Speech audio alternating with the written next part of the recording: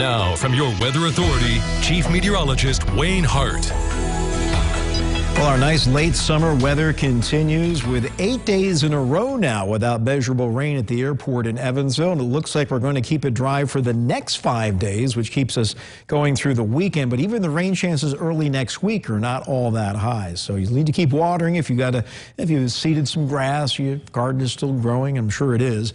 But it is typically a dry time of the year, and we are right on schedule in terms of kind of a dry fall-like pattern here over the next week. But today a little more summer-like, 85 to 90 in general across the area, but tomorrow will be a few degrees cooler, although we'll have a wide range in temperatures because the front will be moving through the area during the morning and early afternoon. I think tomorrow will still be around 90 in our southern counties, mid-80s in the metro, and only around 80 in our northern fringe. Live first warning Doppler radar is quiet right now, watching areas well to the north where that cold front is rumbling. There are a few showers and thunder showers developing in northern Illinois, but right now all the guidance indicating that will pass to our northeast, and indeed the Storm Prediction Center has removed that marginal threat for severe weather in our northern counties for the overnight hours. A live view from downtown Owensboro, our American RV tower camera looking down on Smothers Park, east side of Evansville, our MCF construction tower camera on a warm summer evening. 79, dew points, a muggy 68 with a little south-southwest breeze coming in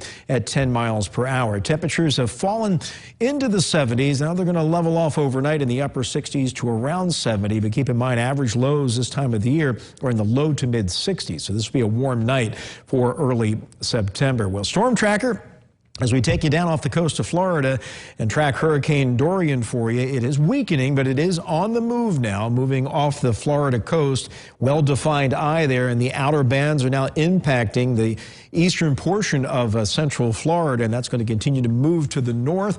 And I'll have the latest track from the Hurricane Center for you here in just a couple of minutes. But back here in our area, watching the cold front to the north, and there are those scattered showers and thunderstorms forming mainly northeastern Illinois into northern Indiana, and all the guidance continues to track those to our northeast through the overnight hours, including our future tracker model. Brand new update here as we take you through the next few days. 10 p.m. we pick up a few clouds by daybreak, and then we'll see a clearing trend from north to south tomorrow as that front moves on through. So the humidity will be dropping in the afternoon as skies continue to clear out. Could be a spotty shower or two briefly in our far southern counties as things heat up along that front in the early afternoon before it clears our viewing area. And then tomorrow night should be very comfortable with clear skies. Will fall into the, through the 70s during the evening, and then upper 50s to around 60 by daybreak on Thursday, which still looks to be the pick day of the week with mostly sunny skies, very pleasantly warm temperatures around 80 for the high. We'll be back into the 70s on Thursday evening, around 60 by daybreak on Friday, which will feature increasing clouds, and the humidity will quickly move back for one day as the cold front approaches. A few scattered showers just southwest of Evansville late in the afternoon, but week 3 of Home Team Friday still looking dry.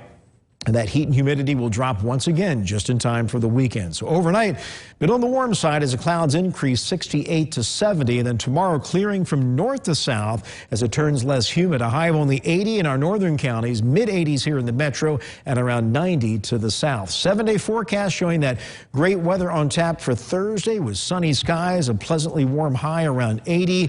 Friday, the humidity is back as the clouds increase, but not too warm, 84. And then humidity is off the board for a nice and cooler than normal weekend. Partly cloudy Saturday, 82, mix of sun and clouds. Sunday, 79, 30% chance of a few scattered showers and thunder showers on Monday, but that's our only chance of rain in the next 7 days. All right, let's shift gears and take a look at this aerial video of the massive devastation from Hurricane Dorian in the Bahamas. Now, this is over Great Abaco Island where the Category 5 storm hit about 36 hours ago. Many buildings heavily damaged with areas of land underwater. Some survivors have been clinging onto their roofs and attics because their homes are flooded, and at least 5 people have been killed. But at least Dorian has cleared Grand Bahama Island. And let me show you the spaghetti plots here in terms of where it's headed next. All the computer models plotted over top one another, and they all agree the eye will stay off the shore of both Florida and Georgia, but roughly from Charleston, South Carolina, northward through the Outer Banks of North Carolina, there's a potential for the eye making landfall. Here's the latest from the National Hurricane Center. Winds down to 110 miles per hour, located 95 miles east of Cape Canaveral.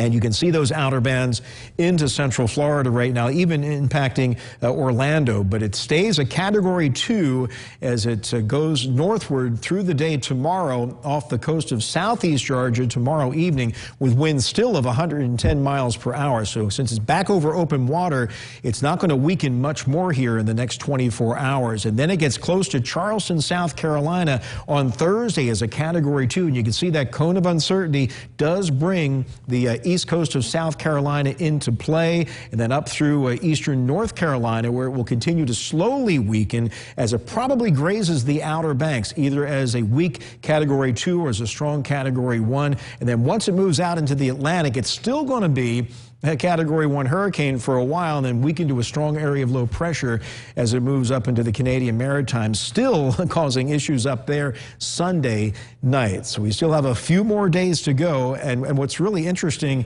about this storm is that obviously it devastated the Grand Bahama Island, but now we have, I guess, lower grade impacts, but still significant over a large stretch of real estate, West Palm Beach all the way to the Outer Banks of North Carolina, where other hurricanes are a little more localized in terms of where they're going to impact the coast, but not Dorian. It's going to hug the coast and be around through the rest of the work week. Millions and millions of people Absolutely, affected. but not impacting us. Our weather's still nice for the next several days. Good. All right. Okay. Thank you, Wayne.